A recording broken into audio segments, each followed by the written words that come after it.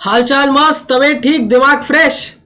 तो CMA inter के exams में बस अब 60 डेज रह गए हैं और मुझे उम्मीद है कि आप लोगों के क्लासेस या तो हो गए होंगे या ऑलमोस्ट होने वाले होंगे। बट क्या है ना कि अगर आपने इन लास्ट 60 डेज को अच्छे से प्लान नहीं किया तो हो सकता है कि शायद आपको आपका मनचाहा रिजल्ट ना मिल पाए। तो इसीलिए अब हमें ज़रूरत पड़ती है स्मार्ट स्टडी की। तो मैंने पास पेपर्स को डीपली एनालाइज करके आपके लिए एक एबीसी एनालिसिस बनाया है, जिससे हमें यह पता चल जाएगा कि कौन से चैप्टर्स हमारे लिए सुपर इंपॉर्टेंट है और कौन से चैप्टर्स हैं जो थोड़े लेस इंपॉर्टेंट है। ये एबीसी एनालिसिस जो मैंने बनाई है ये सिर्फ आपके रिवीजन की प्रायोरिटी सेट करने के लिए बनाई गई है और खासकर उन लोगों के लिए जिनके पास रिवीजन के लिए थोड़ा सा टाइम कम है। तो चलिए हम देखते हैं कि कौन से चैप्टर्स पे हमें ज़्यादा फोकस करना है, कौन से चैप्टर्स पे कम फोकस करना है। और इस वीडियो में मैं आपको पेपर पैटर्न के बारे में भी बताऊंगा कि किस नंबर पे किस क्वेश्चन को पूछा जाता है।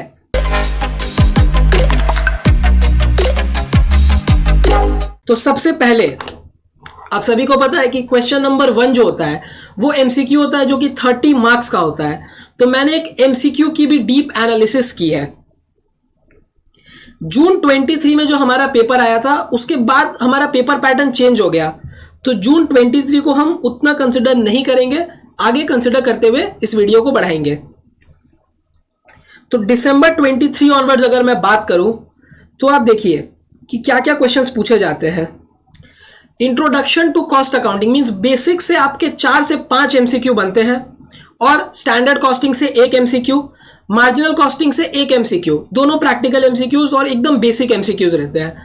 कई बार आपसे ईओक्यू कंप्यूटेशन या फिर ईबीक्यू कंप्यूटेशन भी पूछा जाता है। और 1 एमसीक्यू जो आपके लिए सुपर इंपॉर्टेंट है वो है कॉस्ट अकाउंटिंग स्टैंडर्ड का नंबर याद रखना। तो 1 से 24 तक जितने भी कॉस्ट अकाउंटिंग स्टैंडर्ड है आपको सबके नेम और नंबर याद होने चाहिए। उसके लिए मैंने एक वीडियो बना रखी है ऑलरेडी, मेमोरी ट्रिक की। उस वीडियो को अगर आप देख लोगे तो मैं आपको एश्योर करता हूं कि 1 से 24 तक आपके मेमोरी में एकदम बैठ जाएंगे, डेफिनेटली बैठ जाएंगे। तो हमने क्या एनालाइज किया कि मार्जिनल कॉस्टिंग से 1 एमसीक्यू, स्टैंडर्ड कॉस्टिंग से 1 प्रैक्टिकल एमसीक्यू, दोनों ही एकदम बेसिक एमसीक्यू, ईबीक्यू कंप्यूटेशन या ईओक्यू कंप्यूटेशन का 1 एमसीक्यू और फिर कॉस्ट अकाउंटिंग स्टैंडर्ड का नंबर, ये याद रखना है। और साथ ही साथ 4-5 एमसीक्यू ऐसे रहते हैं जो कि आपके इंट्रोडक्शन टू कॉस्ट अकाउंटिंग या फिर बेसिक एमसीक्यूज रहते हैं।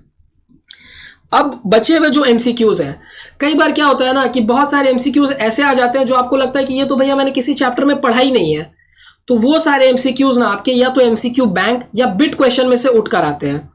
तो आपको एमसीक्यू बैंक और बिट क्वेश्चन को बहुत अच्छे से सॉल्व कर लेना है।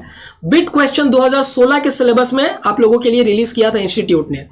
तो मैंने एक वीडियो एमसीक्यू के ऊपर भी बना रखी है जिसमें मैंने आज तक इंस्टीट्यूट ने जितने भी एमसीक्यूज रिलीज किए हैं उन सब एमसीक्यूज को सॉल्व किया है। तो अगर आप उस वीडियो को अच्छे से देख लेते हो तो मैं आपको एश्योर कर सकता हूं कि 24 मार्क्स से कम तो आपको एमसीक्यूज में नहीं आएंगे और एमसीक्यूज ही आपके लिए गेम चेंजर हो सकता है। तो ये है हमारे क्वेश्चन 1 के एनालिसिस। अब हम क्वेश्चन 2 ऑनवर्ड्स देखते हैं अपनी एनालिसिस को। आप लोगों को पता है क्वेश्चन नंबर 2A जो रहता है वो कॉस्ट शीट का क्वेश्चन रहता है और हर बार कॉस्ट शीट से एक क्वेश्चन आता है जो कि बहुत ही बेसिक सा क्वेश्चन रहता है। तो इसीलिए मैंने कॉस्ट शीट को ग्रीन से अंडरलाइन किया है। क्यों? क्योंकि कॉस्ट शीट का एक क्वेश्चन तो डेफिनेटली आपके एग्जाम में पूछा ही जाएगा, तो आपको कॉस्ट शीट तो पढ़कर ही जाना है, स्किप नहीं करना है। तो ये दिसंबर 25 के लिए मैंने एक टेंटेटिव क्वेश्चन पेपर बनाया है जिसमें मैंने टेंटेटिव क्वेश्चंस लिखे हैं कि इन सब के चांसेस ज्यादा है पूछे जाने के। तो कॉस्ट शीट का एक क्वेश्चन 2A में कंपलसरी है, पूछा ही जाएगा, कंफर्म एकदम। 2B में जो क्वेश्चन होता है ना वो या तो मटेरियल का क्वेश्चन होता है या लेबर का क्वेश्चन रहता है। तो पास्ट एनालिसिस के हिसाब से एम्प्लॉय आया, फिर मटेरियल आया, फिर एम्प्लॉय आया, तो चांसेस है कि इस टर्म में दिसंबर 25 में आपसे मटेरियल का क्वेश्चन पूछा जाए। हो सकता है कि लेबर का भी पूछा जा सकता है, बट चांसेस ज़्यादा मटेरियल के पूछे जाने के हैं। और अगर मटेरियल से क्वेश्चन आएगा तो वो आपको भी पता है क्या आएगा, ईओक्यू कंप्यूटेशन, सप्लायर्स डिस्काउंट या फिर स्टॉक लेवल का क्वेश्चन होगा। तो वहां पे आपको फोकस रखना है। क्वेश्चन नंबर 3A जो है आपका वो आपका ओवरहेड्स का क्वेश्चन रहता है। कंफर्म है कि ओवरहेड्स का ही क्वेश्चन आएगा। और क्या हो सकता है भैया ओवरहेड्स में? तो ओवरहेड्स में हो सकता है कि सप्लीमेंट्री रेट आपसे पूछा जाए, या फिर आपसे पूछा जाएगा प्राइमरी एंड सेकेंडरी डिस्ट्रीब्यूशन। और प्राइमरी एंड सेकेंडरी डिस्ट्रीब्यूशन में भी आपको साइमल्टेनियस इक्वेशन मेथड पे थोड़ा ज्यादा ध्यान देना है, साइमल्टेनियस इक्वेशन मेथड पे। सप्लीमेंट्री रेट आपका ट्रीटमेंट ऑफ ओवरहेड्स का पार्ट है, तो वो भी आपको ध्यान में रखना है। फिर क्वेश्चन नंबर 3B की अगर हम बात करें तो ये कॉस्ट अकाउंटिंग सिस्टम का क्वेश्चन रहता है। तो कॉस्ट अकाउंटिंग सिस्टम में कंट्रोल अकाउंट्स या फिर रिकंसिलिएशन का क्वेश्चन पूछा जाता है। पिछले 2 टर्म्स में अगर आप देखोगे तो रिकंसिलिएशन का क्वेश्चन पूछा गया है। तो इस बार दिसंबर 25 में चांस है कि कंट्रोल अकाउंट्स का जर्नल आना चाहिए। तो कहां फोकस रखना है? कंट्रोल अकाउंट्स के जर्नल एंट्रीज पर।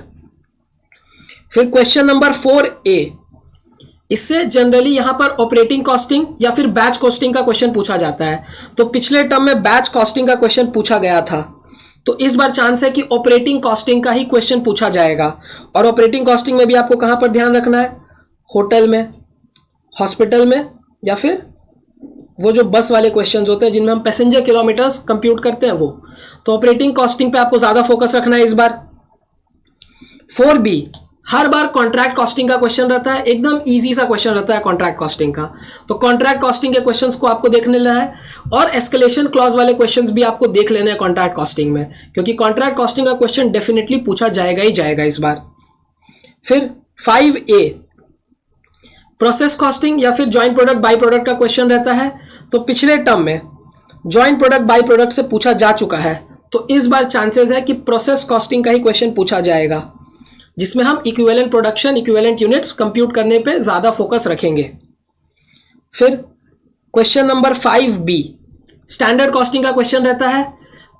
एक बार मटेरियल, एक बार लेबर पूछा जाता है। तो पिछले टर्म में लेबर पूछ लिया गया था, तो इस बार चांसेस है कि स्टैंडर्ड कॉस्टिंग से मटेरियल का ही क्वेश्चन पूछा जाना चाहिए।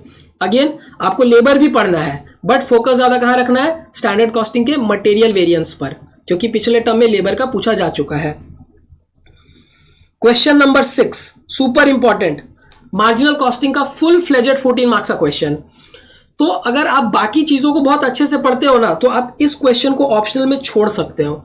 मैं ऑप्शनल में छोड़ने इसलिए कह रहा हूं ना, क्योंकि ये जो 14 मार्क्स का मार्जिनल कॉस्टिंग का क्वेश्चन रहता है, ये जनरली बहुत ज्यादा टाइम कंज्यूमिंग रहता है। तो अगर आपकी मार्जिनल कॉस्टिंग पे ग्रिप बहुत अच्छी है, तो इसको तो आपको डेफिनेटली अटेम्प्ट करना है, क्योंकि ये क्वेश्चन होता है इजी, बट थोड़ा टाइम कंज्यूमिंग हो जाता है। तो मार्जिनल कॉस्टिंग में आपको कहां पर फोकस रखना है? की फैक्टर वाले क्वेश्चंस पे, एक्सपोर्ट ऑफर, या फिर इवैल्यूएशन ऑफ अल्टरनेटिव्स। क्वेश्चन जो आएंगे वो यहीं से आएंगे, बट 14 मार्क्स का क्वेश्चन होगा तो टाइम कंज्यूमिंग भी होगा। तो आपको ये पहले से डिसाइड कर लेना है कि आपको ये अटेम्प्ट करना है या नहीं। अगर आपको पता है कि आपको मार्जिनल कॉस्टिंग का क्वेश्चन अटेम्प्ट करना है ये 14 मार्क्स का, तो मार्जिनल कॉस्टिंग को एकदम दबा कर पढ़ना है।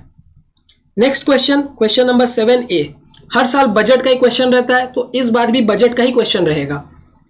तो कहां पे फोकस रखना है? Production budget, flexible budget, cash budget, इन तीनों के ही क्वेश्चंस बार बार पूछे जाते हैं। तो प्रोडक्शन, फ्लेक्सिबल और कैश बजट, इन तीनों को पे ही आपको अपना फोकस बनाए रखना है। क्वेश्चन नंबर 7B, आपको भी पता है थ्योरी का क्वेश्चन रहता है, कॉस्ट अकाउंटिंग स्टैंडर्ड का। और इसमें ना कुछ कुछ गिने चुने क्वेश्चन है जो कि रिपीट होते हैं। जैसे अगर आप देखोगे तो ये जो हमारा क्वेश्चन है, objectives and functions of cost accounting standard board, ये ऑलमोस्ट हर टर्म में रिपीट होके पूछा ही जाता है। तो सिलेक्टिव क्वेश्चंस है थ्योरी के, उनको आपको पढ़ लेना है। सारे कॉस्ट अकाउंटिंग स्टैंडर्ड जितने भी है 1 से 24, सबकी एनालिसिस आपके पास रहनी चाहिए। सबके ऑब्जेक्टिव, स्कोप, डिस्क्लोजर आपको पता रहने चाहिए। कौन सा पूछेगा ये कंफर्मिटी के साथ मैं नहीं कह सकता हूं।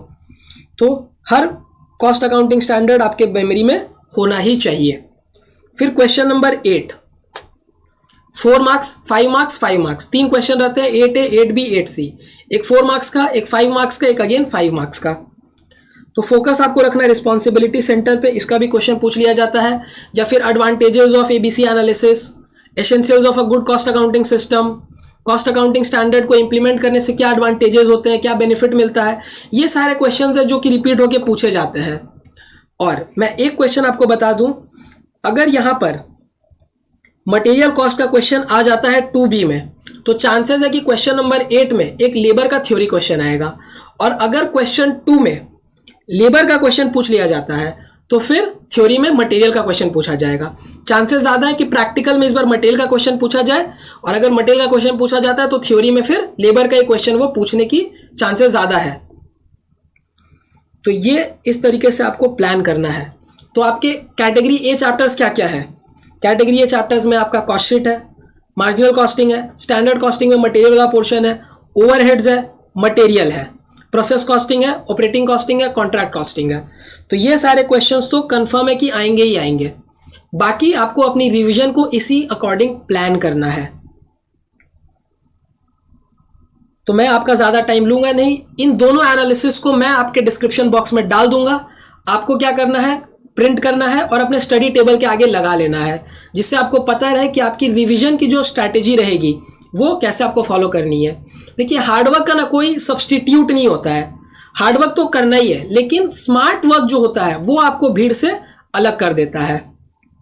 तो ये जो एनालिसिस मैंने आपके लिए बनाया है, ये आपको एक सही डायरेक्शन देने के लिए बनाया है। और आपको पता होना चाहिए कि 2 महीने का भी जो टाइम है ना, वो कोई कम टाइम नहीं है। अगर आप डिसिप्लिन्ड वे में, कंसिस्टेंट वे में फॉलो करोगे तो 2 महीने एनफ है, एकदम एनफ है, आराम से आप कर लोगे। आप सब में पोटेंशियल है, बस क्या है ना, उस पोटेंशियल को चैनलाइज करने की ज़रूरत है। तो अगर आपको ये वीडियो अच्छा लगा हो तो लाइक करिएगा, अपने दोस्तों के साथ ज़रूर शेयर करिएगा। ऑल द वेरी बेस्ट, एकदम एग्जाम में फोड़ के आना है। Thank you very much.